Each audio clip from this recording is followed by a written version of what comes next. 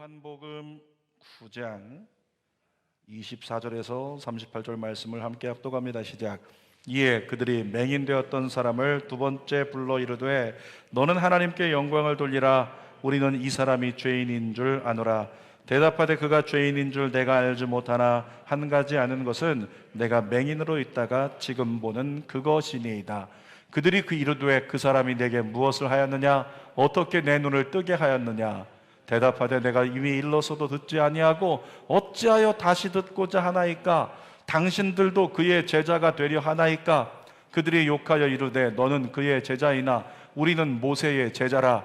하나님이 모세에게는 말씀하신 줄을 우리가 알거니와 이 사람은 어디서 왔는지 알지 못하노라. 그 사람이 대답하여 이르되 이상하다. 이 사람이 내 눈을 뜨게 하였으되 당신들은 그가 어디서 왔는지 알지 못하는도다. 하나님이 죄인의 말을 듣지 아니하시고 경건하여 그의 뜻대로 행하는 자의 말은 들으시는 줄을 우리가 아나이다. 창세 이후로 맹인으로 난 자의 눈을 뜨게 하였다 함을 듣지 못하였으니 이 사람이 하나님께로부터 오지 아니하였으면 아무 일도 할 수 없으리라. 그들이 대답하여 이르되 내가 온전히 죄 가운데 나서 우리를 가르치려느냐 하고 이에 쫓아내어 보내니라. 예수께서 그들이 그 사람을 쫓아냈다 하는 말을 들으셨더니 그를 만나사 이르시되 내가 인자를 믿느냐? 대답하되 이르되 주여 그가 누구시오니까 내가 믿고자 하나이다. 예수께서 이르시되 내가 그를 보았거니와 지금 너와 말하는 자가 그이니라.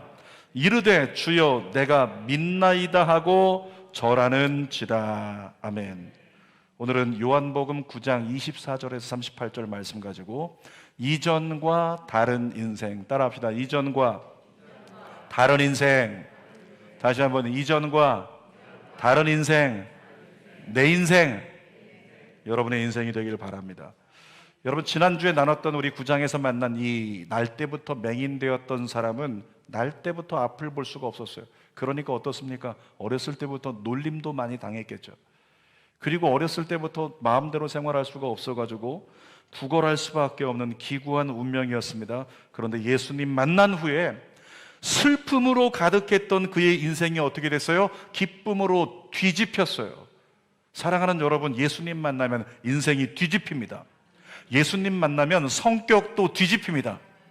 목사님, 우리 집에 같이 사는 사람 성격 안 뒤집어졌는데요. 예수님 덜 만나서 그래요.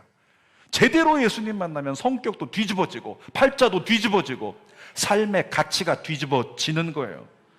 그래서 예수님 만난 이후에는 정말 오늘 제목처럼 이전과 전혀 다른 인생을 살게 되는 겁니다. 성경 말씀 그대로예요. 시편 30편 11절 말씀 읽어볼까요? 시작. 주께서 나의 슬픔이 변하여 내게 춤이 되게 하시며 나의 베옷을 벗기고 기쁨으로 띠띠우셨나이다. 상상하면서 한 번 더 읽어볼까요? 주께서 나의 슬픔이 변하여 어떻게 할까요? 춤이 되게 하시며 나의 베옷, 이거 슬픔의 베옷이거든요. 베옷을 벗기고 기쁨으로 띠를 띠우셨나이다. 여러분, 찬양 중에서 찬양이 언제나 넘치면 이런 찬양이 있는데 가사가 뭔지 아세요? 찬양이 언제나 넘치면 그 다음 뭐예요? 은혜로 얼굴이. 믿음이 없는 사람은, 별로 평상시 은혜가 없는 사람은 은혜로 얼굴이 화나요 헷갈려요. 화나, 여전히 화나, 예배 끝나도 화나. 한국 사람 얼굴 표정이 원래 화난 거 알죠? 근데 예배 끝나도 그럴 수 있다. 근데 정말 은혜 받으면 은혜로 어떻게 돼요? 은혜로 얼굴이 환해요. 옆에 있는 분들, 가족들, 우리 온라인으로 가정에서 옆에 있는 사람들 쳐다보세요. 은혜 받으면 그 표정 반대가 될 거예요. 옆에 있는 사람들. 여러분, 제가 이 시편 30편 11절 말씀이요, 나의 슬픔이 변하여 춤이 되게 하시고 베옷 벗기고 기쁨으로 띠띠우셨다. 이 말씀을 예전에 묵상하는데 너무 감동이 돼가지고 이 말씀을 가지고 찬양을 작곡을 했잖아요. 그래서 제가 한번 불러보려고 했는데 여러분들 지금 표정이 별로 안 좋아서 안 부르려고. 나중에 제가 음반 2집 주님 오시기 전에 나올 테니까 사모하며 기다리면 그때 아마 들을 수 있을 겁니다. 이 날 때부터 본문에 맹인되었던 사람이요, 눈을 뜨게 됐어요. 그랬더니 눈 뜨고 나서 돌아다니니까 주변에 있는 모든 사람들이 놀라겠죠.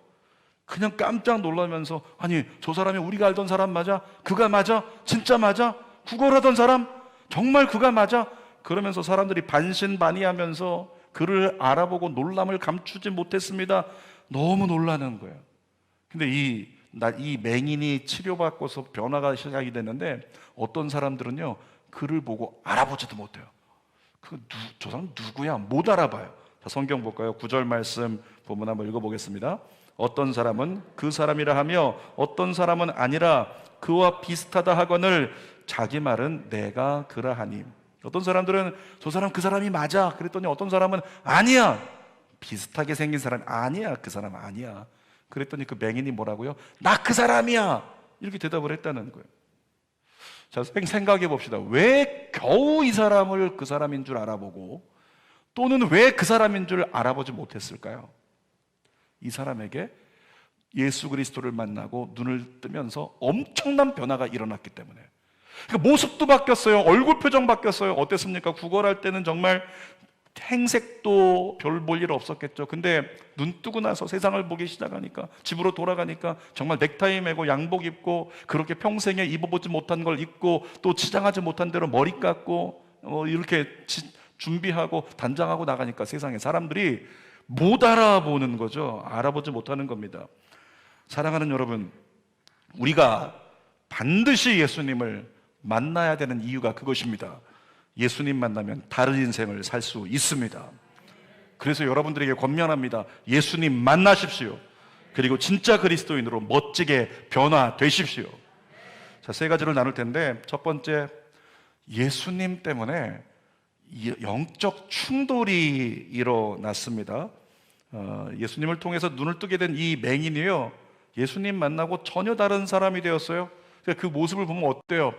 예를 들어 생각해 보세요. 여러분 동네에 우리가 늘 보면서 아이고 저 사람 저 아파트 입구에 쭈그리고 앉아 있는 거 봐, 저 바보 같은 사람, 저 노숙자 같은 사람, 그런 사람이 늘 있는 거예요. 볼 때마다 어떨까요? 여러분이 막 즐거워요? 그 사람 보면서 야 나는 행복한데, 감사가 나와요? 그게 아니고 안타깝죠. 저 사람 좀 어떻게 잘 됐으면 좋겠는데, 이런 마음이 인간의 선한 마음 안에 있다는 거예요. 근데 그 마음을 가지고 있는 어느 날 갑자기 그 사람이 그 자리에 없어요. 근데 보니까 저 옆에 가서 있는 거죠. 한양 수자인 아파트를 예를 들면 숲 카페 가서 거기서 갑자기 알바를 시작하면서 커피를 타주기 시작하는 거예요. 앞에서 구걸하던 사람이 신수가 훤해가지고, 그러면 보는 사람들이 어떨까요? 좋아가지고 어떻게 이렇게 되셨어요? 남들이 봐도, 가족이 아니어도 그런 역사가 일어나면 즐거워야 돼요. 기뻐해야 된다는 거죠. 그런 상황에 영적으로 충돌될 일이 없을 거라는 거예요. 그런데도 오늘 본문을 보니까 영적 충돌이 일어납니다. 왜냐하면 예수님이 그 맹인을 치료해 주신 그날이요, 안식일이었기 때문에 그래요. 자, 출애굽기 35장 2절에서 3절 읽어봅시다. 엿새 동안은 일하고 일곱째 날은 너희를 위한 거룩한 날이니 여호와께 엄숙한 안식일이라. 누구든지 일하는 자는 죽일지니 안식일에는 너희 모든 처소에서 불도 피우지 말지니라. 여러분, 불 왜 피울까요? 당시에 불을 피우는 건요, 음식을 해먹기 위해서 불을 피우는 거예요. 근데 불도 피우지 말라. 불 피우는 것도, 먹기 위해서 불 피우는 것도 일이야. 그러니까 율법에 금해져 있는 거예요. 불도 피우면 안 돼. 안식일엔 가만히. 지금으로 얘기하면 안식일엔 주일에 교회 와가지고 교회만 가만히 하루가 끝날 때까지 있어, 이런 얘기라고 하는 거죠. 먹지도 마. 그러니까 유대인들은 지금도요, 이스라엘에 가면 안식일에 아무것도 안 해요. 건물에 올라가려면 엘리베이터를 타야 되는데 엘리베이터 버튼조차 안 눌러요. 그게 일이어서. 그래서 유대인들이 많은 건물에 가면 어떻게 되어 있냐면, 엘리베이터가 안식일 되면 전부 다 켜져 있어요. 다 눌러져 있어요, 자동으로. 왜냐하면 누르면 일이 되기 때문에. 랍비들은 타면 가만히 있습니다. 그러면 자동으로 1층 쓰고 2층 쓰고 3층 쓰고 31층 쓸 때까지 가만히 있으면 자기 층 되면 거기 내리는 거예요. 그러니까 아이러니하죠. 걷는 건 일이 아니냐, 이렇게 얘기 한번 해볼 만하잖아요. 여러분, 그런데 예수님께서 지금 본문에 있는 그 맹인에게, 바닥에 엎드려 구걸하는 맹인에게 뭘 하셨어요? 자, 예수님께서 바닥에 엎드려서 흙을 집으셨어요. 흙을 이기기 시작합니다. 비벼가지고 침을 뱉어서 그 흙을 비벼가지고 흙으로 맹인의 눈에 발라주셨어요. 유대인들이 보기에 이건 뭐 한 거냐면 일하는 거예요. 저 예수 봐라, 자기가 하나님의 아들이라고 하더니 메시아라고 하더니 지금 율법을 어기고 안식일에 일하고 있다. 그러니까 바리새인들은 예수님이 안식일에 대한 율법을 어겼다는 주장에만 집중해 있었습니다. 이 바리새인들, 이 유대인들은요, 지금 한 영혼이 날 때부터 병자였다가 앞을 보지 못하다가 한 영혼이 앞을 보게 됐다. 엄청난 사건인데 거기에는 관심이 없어요. 영혼의 회복에 관심이 없어요. 그냥 율법이 지켜지는가 지켜지지 않는가 이것만 관심을 가지고 있는, 그래서 그걸 가지고 시비하며 분쟁을 일으킨 것이 바리새인들과 유대인들입니다. 자, 이 바리새인들이요, 그 맹인을 붙잡아 가지고 따져 물었어요. 너 이리 와봐. 너 어떻게 보게 됐어? 솔직히 말해봐. 어떻게 보게 된 거야? 그랬더니 15절 중반절에 그가 말합니다. 읽어봅시다. 그 사람이 진흙을 내 눈에 바르매 내가 씻고 보나이다. 그 중간에 써 있어요. 이거 봐라, 진흙을 눈에 발랐단다 이랬네. 유대인들은 그렇게 느끼는 거죠. 자, 16절도 읽어볼게요. 시작. 바리새인 중에 어떤 사람은 말하되 이 사람이 안식일을 지키지 아니하니 하나님께로부터 온 자가 아니라 하며, 어떤 사람은 말하되 죄인으로서 어떻게 이런 표적을 행하겠느냐 하며 그들 중에 분쟁이 있었더니. 여러분, 지금 예수님 때문에 어떤 일이 벌어지냐면 온건파 유대인들과요 강경파 유대인들이 지금 분쟁하기 시작한 거예요.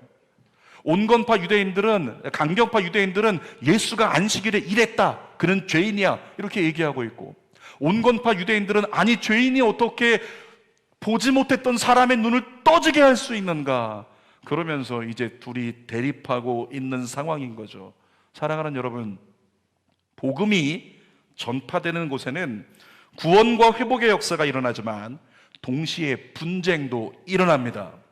어제 구례동에 나가서 저희가 전도했잖아요. 근데 저는 뒤에서 이제 전체를 컨트롤하면서 이 피켓을 만들었는데, 피켓이 앞에는 이제 복음적 내용이고 그리고 힘내라는 내용이고, 뒤에는 일부러 제가 저희 교회에서 하는 인사를 넣었어요. 당신은 예수님 안에서 잘 되고 더 잘 되고 끝까지 잘 됩니다. 그래서 그것을 이제 피켓을 막 돌려야 되는데 이게 좀 통일성이 있으면 좋아가지고 전 뒤에서 중보하면서 5분에 한 번 박수를 칩니다. 박수 치면 피켓이 쫙 돌아가. 이 멋진 아이디어 제가 생각했어요. 제가 생각해도 괜찮은 것 같아요. 그 딱 1분 지나면 다시 딱 치면 피켓이 돌아가. 근데 피켓 들고 이렇게 전도하는 성도들이 땡볕에 참 애썼는데, 젊은 친구 2사람이 이렇게 지나가면서 뭐라고 하냐면, 뭐야, 정강훈파야? 이 재수없는 것들. 제가 쫓아가서 한 대 때려주고 싶었는데 그러면 안 되니까 참았지만, 그 복음 전하는 사람들을 향해, 그리스도인들을 향해 뭐라고 하냐면, 뭐야, 전광훈파야? 이 재수 없는 것들. 옆에 사람에게 한번 인사해 볼까요? 재수 없는 것들. 한번 옆에 사람, 여러분들이 돼요. 재수 없는 것들. 자존심 상하지 않아요? 여러분, 저는 그 얘기 듣는데 화가 나더라고요. 교회가 어쩌다 이 지경이 되었는가? 교회가 어쩌다가 세상의 조롱거리가 되었는가? 여러분, 대한민국의 이 조선 땅에요, 복음이 처음 들어올 때요, 교회는, 제가 어렸을 때도 이장님도 목사님을 존경했어요. 교회에서 좋은 일을 너무 많이 했고 교회가 희망이었기 때문에 사람들이 다 교회를 좋아하고 교회를 칭찬하고 그렇게 일만 있으면 교회로 모였다는 거죠. 근데 지금 어떻게 됐어요? 사람들이 교회를 보고 뭐라고 한다고요? 예수 안 믿는 사람들이 재수 없는 것들, 이렇게 얘기한다고요. 여러분, 그리스도인으로서 세상이 교회를 멸시할 때 여러분 자존심이 상해야 됩니다. 여러분이 가만히 있으면 안 되고 여러분의 자존심이 상해야 돼요. 아멘이 없네요. 자존심이 상해야 돼요. 그리고 오기가 생겨야 돼요. 두고 봐, 세상이 교회를 존경하게 만들어 주겠어. 아멘. 이런 믿음의 고백이 여러분들 안에서 나오기를 원해요. 정말로 세상이 교회를 존경하게 만들기 위해 다른 사람 쳐다보지 말고, 우리 교회 보니까 이거 안 될 것 같고 저거 안 될 것 같고 그냥 너나 잘하라는 거예요. 나 한 사람만이라도 정말 세상이 존경할 만한 선한 삶을 살고 착한 행실을 하고 양보하는 삶을 살고 베푸는 삶을 살고 정말 싸움에서 져주는 삶을 우리가 살기 시작한다면 장차 세상은 교회를 존경하게 될 줄 믿습니다. 여러분, 우리는 분쟁이 일어나는 것을 힘들어합니다. 분쟁이 없었으면 좋겠어요. 그런데 오늘 기억하십시오. 영적 충돌은요, 분쟁인데 그 분쟁은 부흥의 시작입니다. 복음이 전해지는 곳에는 성경에서도 어디서나 영적 충돌과 분쟁이 일어났어요. 그건 당연한 일이에요. 예수님 말씀하셨어요. 마태복음 10장 34절 읽어볼까요? 내가 세상에 화평을 주러 온 줄로 생각하지 말라. 화평이 아니요 검을 주러 왔노라. 한 사람 한 사람에게는 예수 그리스도가 구원을 이루시고 그의 인생을 바꾸시는 은혜를 베풀어 주셨지만, 그런데 어떻게 해요? 이 사회 전반으로는 검을 주시는 거예요. 그래서 예수 그리스도를 믿는 자와 믿지 않는 자가 부딪히고 충돌하기 시작하는 역사, 깨지는 역사가 일어났다는 거예요. 오늘 본문에서 누가 깨져요? 강경파 유대인들과 온건파 유대인들이 같은 유대인들인데 깨져요. 갈라집니다. 가족 안에서도 아시죠? 예수 믿는 사람과 예수 안 믿는 사람이 갈라집니다. 친구 사이에서도 예수 잘 믿다 보면 예수 덜 믿고 싫어하는 친구들과 멀어지게 되는 거예요. 갈린다는 말이죠. 우리가 교회 다닌다고 너무 외골수가 돼서 그런 게 아니라 사탄과의 영적 전쟁 때문에 자연적으로 충돌이 일어난다고 하는 거죠. 사랑하는 여러분, 오늘 아침에 강력히 선포합니다. 신앙은 충돌입니다. 믿음과 사실 사이의 충돌이에요. 거룩과 타락 사이의 충돌입니다. 신앙은 선과 악의 충돌이고 예수님과 사탄의 충돌이에요. 그게 신앙이에요. 명심하십시오. 여러분이 예수를 구주로 믿는 순간부터 영적 충돌은 시작됩니다. 여러분들 가운데 절반 이상은 썬데이 크리스찬이에요. 주일만 그리스도인으로 사시는 분들, 어쩌면 그럴 수 있습니다. 그런데 그런 사람이 어느 순간에 마음이 동해서 은혜를 받아가지고 에브리데이 크리스천으로 살기 시작한다면 영적 충돌 일어날 거예요.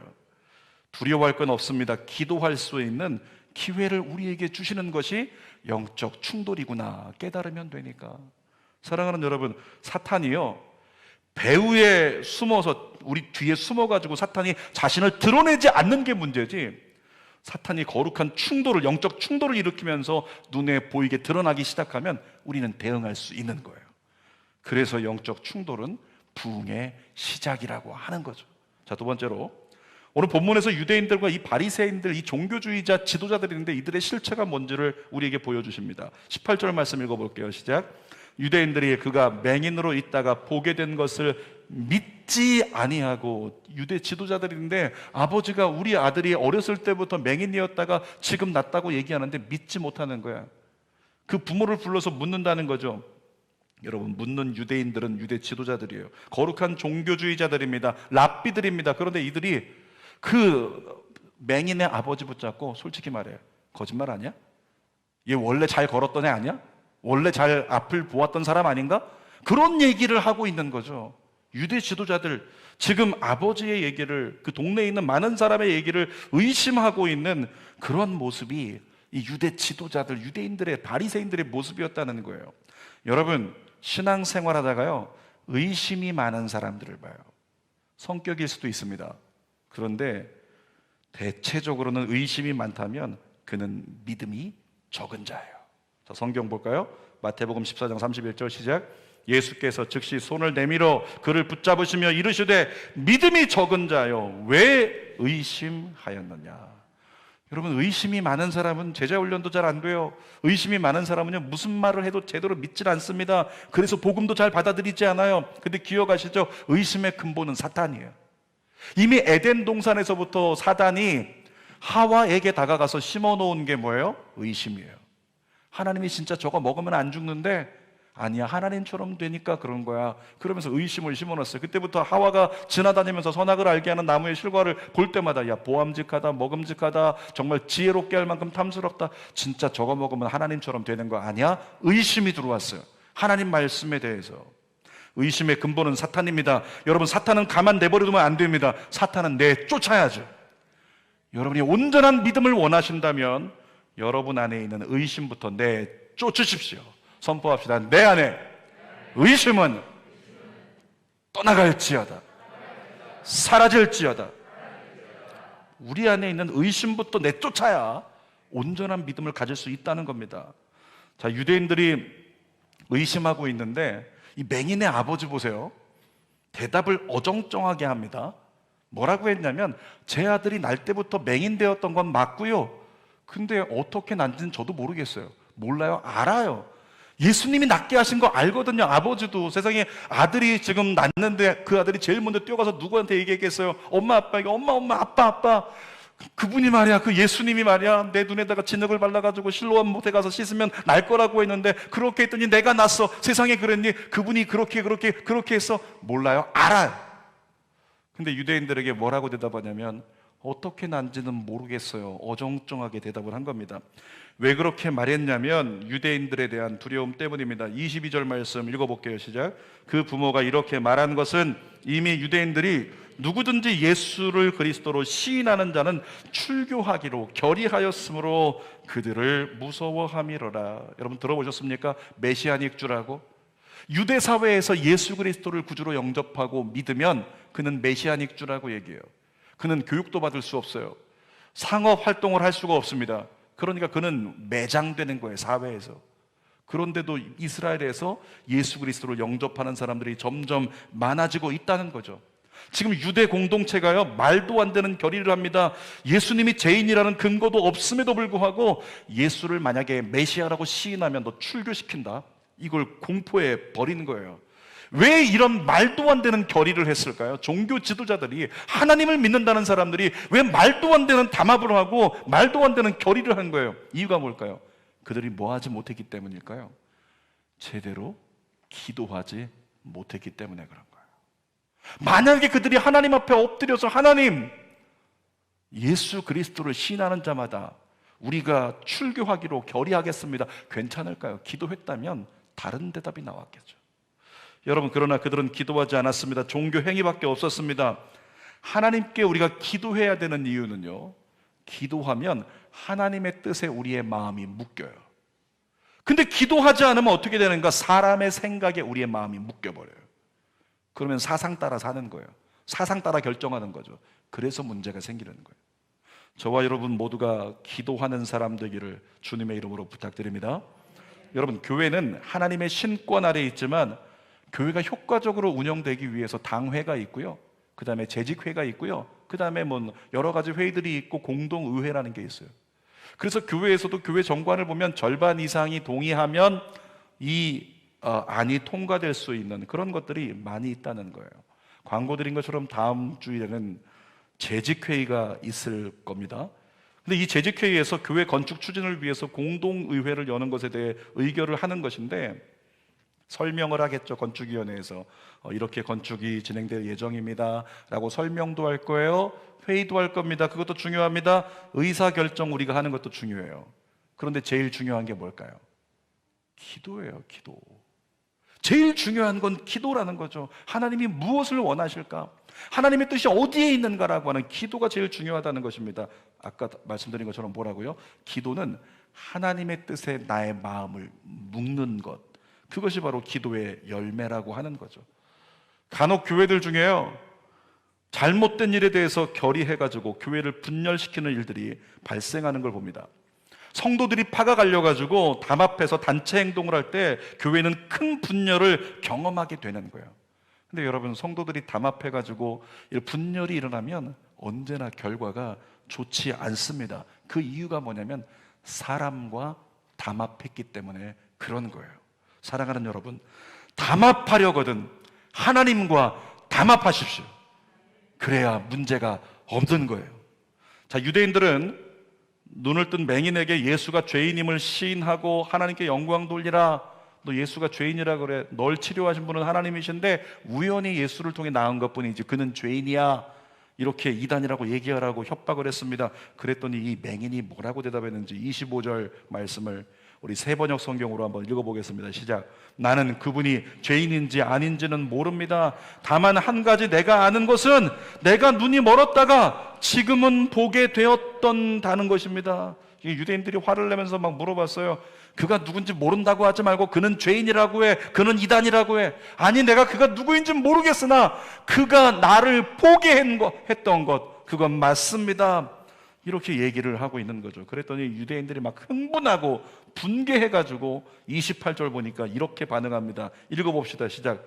그들이 욕하여 이르되 너는 그의 제자이나 우리는 모세의 제자라. 자, 그들이 뭐 했다고요?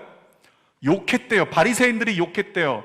이 바리새인들이 욕하는 걸 다르게 좀 쉽게 말하면 뭐냐면, 제가 여러분들하고 막 얘기하다가 막 그냥 얘기하는 거죠. 아무개 성도하고 이쪽에 있는 성도들하고 얘기하다가 이쪽에 있는 성도들을 야, 그 새끼들은 말이야 이러면서 목사가 막 욕하고 있는 그런 지금 장면하고 똑같은 거예요. 종교 지도자들인데도 욕을 잘해요. 여러분 아십니까? 목사님들 중에서요 설교 시간에 욕 잘하는 분들이 있어요. 제가 한강신도시 96개 교회 이렇게 가끔씩 모니터링을 해요. 온라인에 있는 설교들을 들어봐요. 근데 어떤 교회 보니까 교회가 잘 든든히 잘 세워져서 부흥하고 있는데 목사님들이요 예전에는 안 그랬는데 보니까 8년 전에 안 그랬는데 지금은 막 욕을 해. 욕을 하면서 막 뭔가 무리한 걸 강요하고.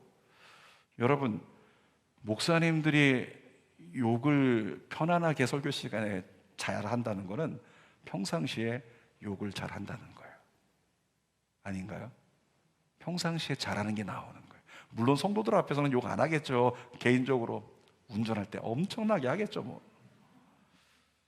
이 유대 지도자들이요 지금 자기들의 의견에 반대적인 입장을 표하는 그 맹인에게 막 욕하면서 그렇게 윽박질렀다는 거죠.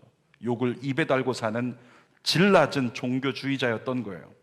자, 유대인과 바리새인들의 모습에서 우리 자신의 모습을 돌아봤으면 좋겠습니다. 여러분 유대인과 바리새인들의 가장 큰 모순이 뭔지 아십니까? 그들은 율법에 대해서 열심이었어요.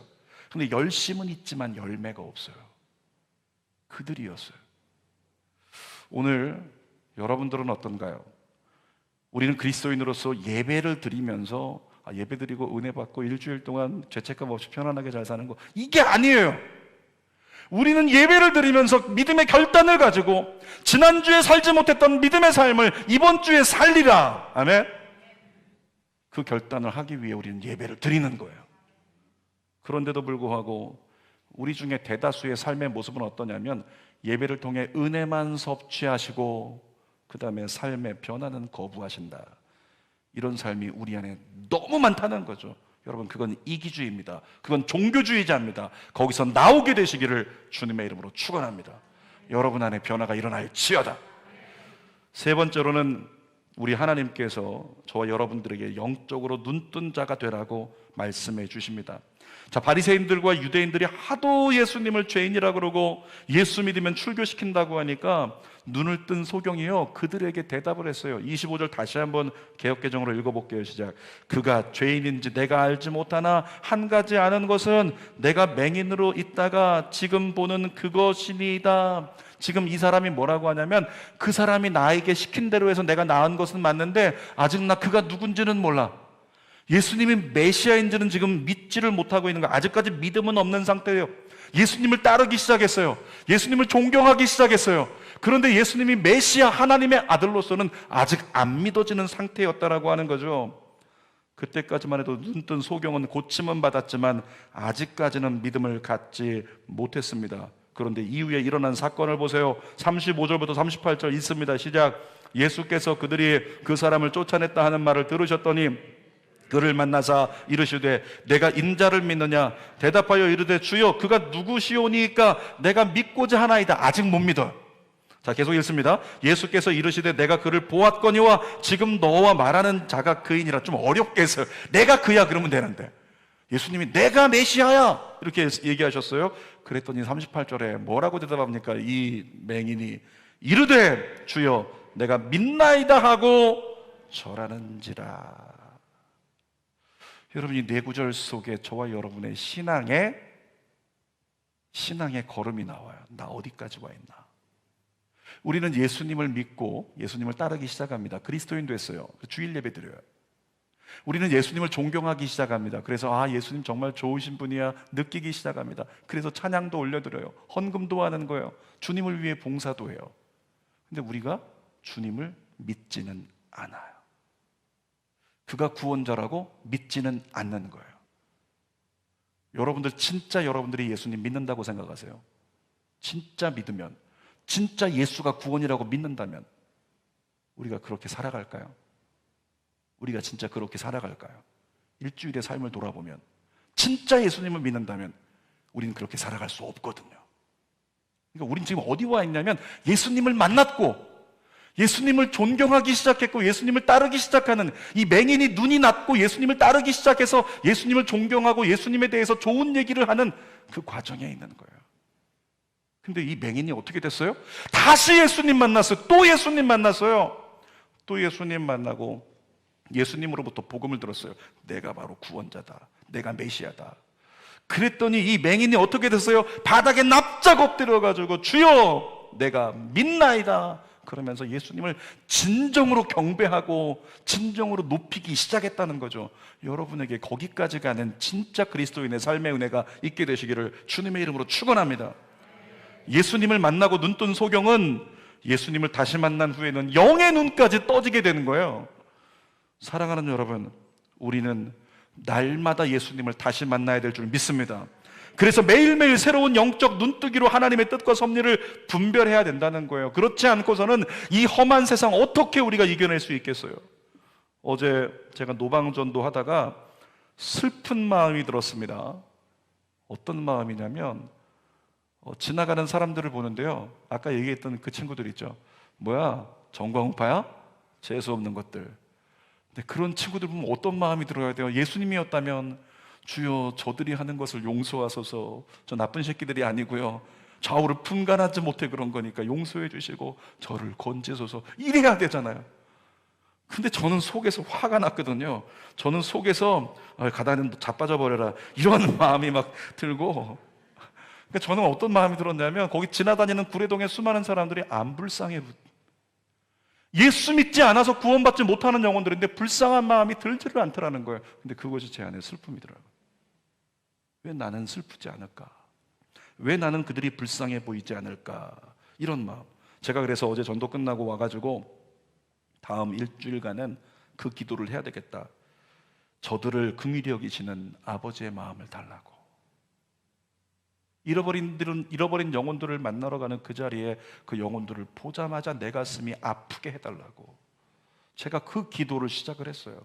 그 기도를 하고 다음 토요일 복음 전하러 나가야 되겠다. 그 기도를 통해서 저의 마음 가운데 정말로 하나님이 그들을 사랑하신다, 그들을 구원하신다, 우리를 통해 그들을 구원하신다, 이와 같은 믿음이 생겨야 어떻게 될까요?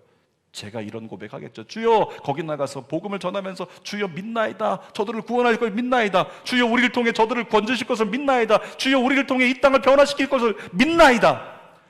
그래야 믿음의 고백이 나올 거 아니겠어요?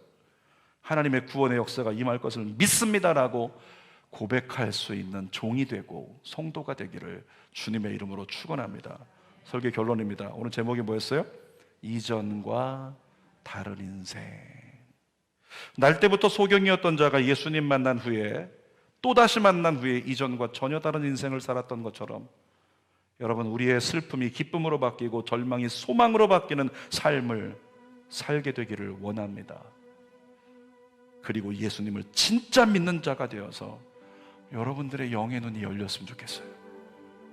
그래서 이젠 이렇게 살면 안 되겠구나, 이렇게 사는 건 그리스도인의 삶이 아니었구나, 이렇게 깨닫고 전혀 다른 삶을 살기 시작하는 여러분의 입술에서 바울 같은 고백이 터져나왔으면 좋겠어요. 우리 마지막으로 같이 읽어봅시다. 로마서 14장 8절이요, 시작. 우리가 살아도 주를 위하여 살고 죽어도 주를 위하여 죽나니 그러므로 사나 죽으나 우리가 주의 것이로다. 한 번 더. 우리가 살아도 주를 위하여 살고 죽어도 주를 위하여 죽나니 그러므로 사나 죽으나 우리가 주의 것이로다. 기도하겠습니다. 아버지, 부끄럽지 않은 삶을 살기를 원해요. 주님 앞에 섰을 때 이제껏 내가 산 것도 주님의 은혜요, 또 나를 장차 본향에 인도해 주시리. 본향에 들어갈 때 하나님 앞에 부끄럽지 않은 자가 되기를 원해요.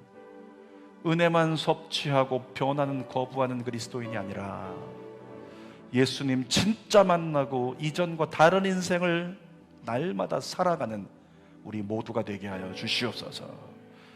예수 그리스도가 날 위해 십자가에 죽으시고 그 십자가 복음을 누군가가 나에게 전해 주었기 때문에 내가 들었고 그로 말미암아 구원받은 자가 된 나는 은혜를 입은 자다. 그 은혜를 또한 재생산으로 흘려보내는 믿음의 종들의 삶을, 이전과 다른 인생을 살게 하여 주시옵소서. 예수님의 이름으로 기도하옵나이다. 아멘. 우리 말씀 생각하면서 두 손 가슴에 대고 찬양 부르고 기도합시다. 난 지극히 작은 자 죄인 중에 괴수 무익한 날 부르셔서 간절한 기대와 소망 부끄럽지 않게 십자가 전케 하셨네. 어디든지 가리라 주 위에 서라면 나는 전하리 그 십자가.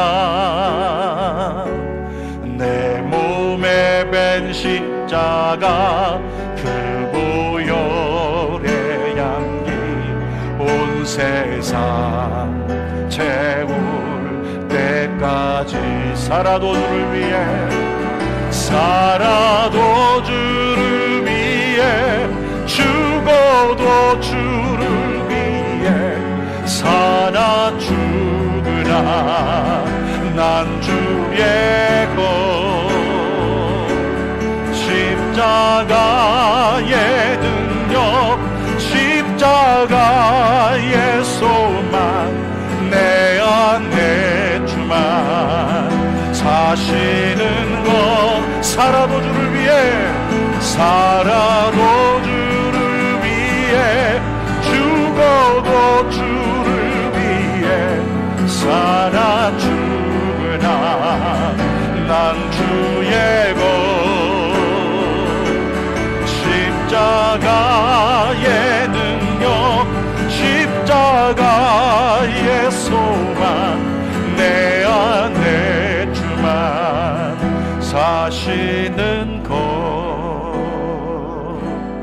어디든지 가리라 주 위에 서라면 나는 전하리 그 십자가. 내 몸에 밴 십자가 그 보혈의 향기 온 세상 채울 때까지. 이 시간 합심으로 기도하기를 원하는데